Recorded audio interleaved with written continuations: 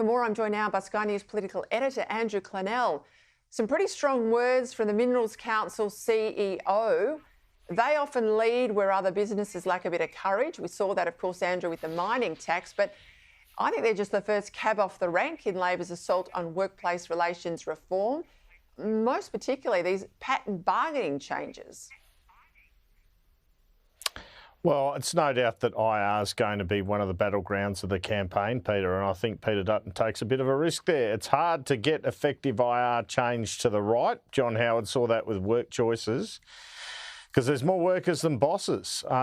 Business, the natural enemy of Labor, I guess, but mining's interesting because, as we know, WA is very important now for the Labor Party. So if they were to launch an advertising campaign, it could be very costly indeed. For Anthony Albanese. I think Jim Chalmers would be worried about it too, because, I mean, if we get a fall-off in our mining revenues, he gets even bigger holes in his budget. And that's a challenge for him because he has relied upon that to deliver those skinny surpluses. Well, you see where China's going too. It's going bad, which means our budget's going to go bad. Growth is coming right off. So they're planning a budget before the election. They're going to have to be some pretty conservative assumptions in there. And one of the dangers with doing that is, it can ruin your set of numbers for sure. Because we know, Peter, from long experience, that Treasury's conservative anyway, apart from that Wayne Swan era. Wonder if he'll do a Swan here, because they'll have to be more conservative than they traditionally are with those numbers, the way things are going around iron ore and coal price I'm talking. Let's go to that announcement by the PM today to bring in national age restrictions for social media use. He announced a trial back in May, but he's been caught out today because he hasn't even put the tender out for that trial. That was only done this morning via AusTender. It won't actually close until the 7th of October. I know there's a question mark about what age limit this should be set at. But he could pass the legislation tomorrow. There's broad bipartisan or even crossbench support for this. They could put the age in via a regulation down the track. I mean, what the heck have they been doing for the last 4 months? I think he's been shamed into it by Malinauskas. Malinauskas has pushed him into it. That's what it looks like, doesn't it? And gee, I mean, they talk about proper cabinet government until they decide they don't want proper cabinet government, don't they? I mean, basically, Malinauskas has done it. He's thought, I need a good headline this week, and away he's gone. Having said that, government sources were telling me they were heading in this direction anyway, but they've been taking their sweet time. And it's the same minister taking a bit of time with the gambling advertising reforms too. So that's it's starting to become a bit of an issue. She likes to consult Michelle Rowland, but gee whiz, you need some decisions in this space. On the age, very interesting. I just don't think 16 works. I know News Corp has campaigned for that. I know Peter Dutton has said a few months ago he wants that. I think it's too old. I think 14's more realistic. And even then, I think it's really hard to enforce. And there are difficulties with using that biometric technology in terms of privacy concerns. That's a bit of a minefield.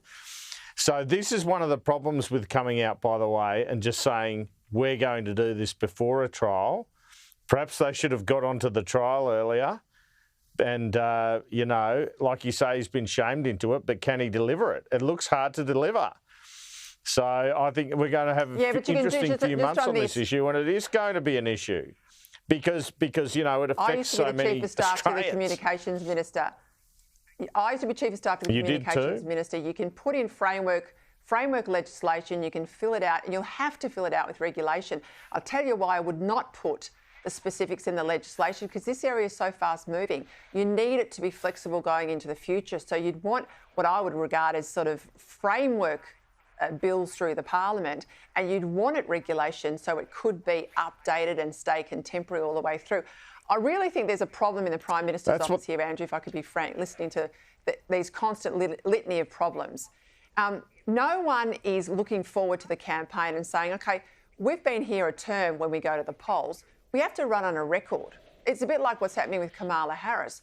They don't have a record to run on. All they've got is, a poor economic outcome, broken promises, a failed attempt at the voice. These, to me, are low-hanging fruit wins that they have got to get under their belt so that they could go to the people come May or March or whatever it is and say, OK, we've delivered on X, Y and Z. Right now, they've got a very, very skinny list to show Australians that they've done something in office.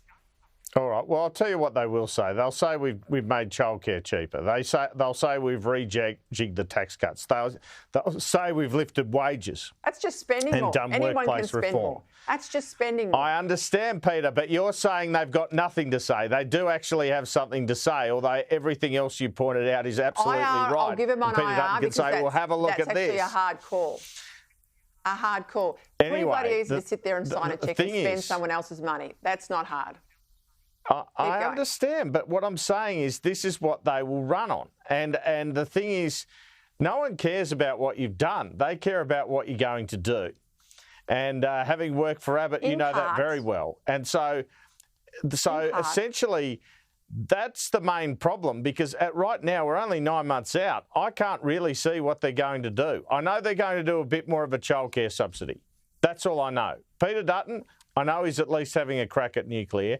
I know he's going to deliver more in terms of tax cuts. I know he's going to unwind IR. Right? So at least I have some idea of what he's going to do. I might not have all the detail.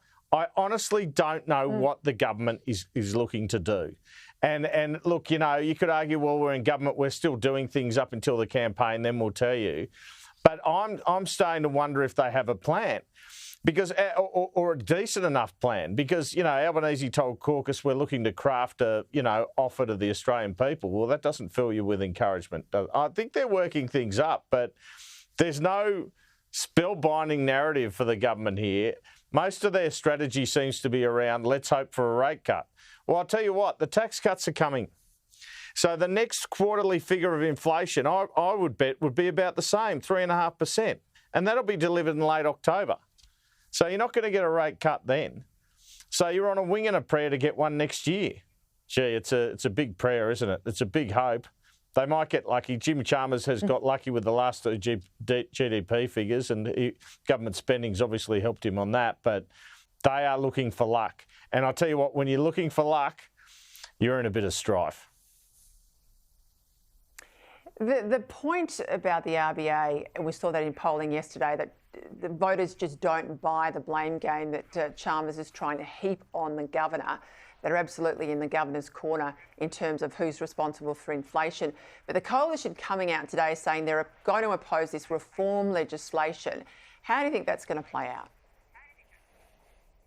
Well, I don't think the average punter cares about that legislation, so I don't think it matters. And I think, to be honest, Peter Dutton, which is understandable for an opposition leader, and we saw it with that story I revealed on aged care again today, he doesn't want to give the government any wins. And they might have legitimate fears about Labor stacking the bank. So I can see where they're coming from. The RBA issue as a whole, I think it's a bit misleading for Jim Chalmers to come out and say, interest rates are smashing the economy, when I know full well the government, in terms of the rate setting, believes the RBA has it right. They believe that rates right now are exactly where they should be. The only thing they're upset about is Michelle Bullock saying we might hike them.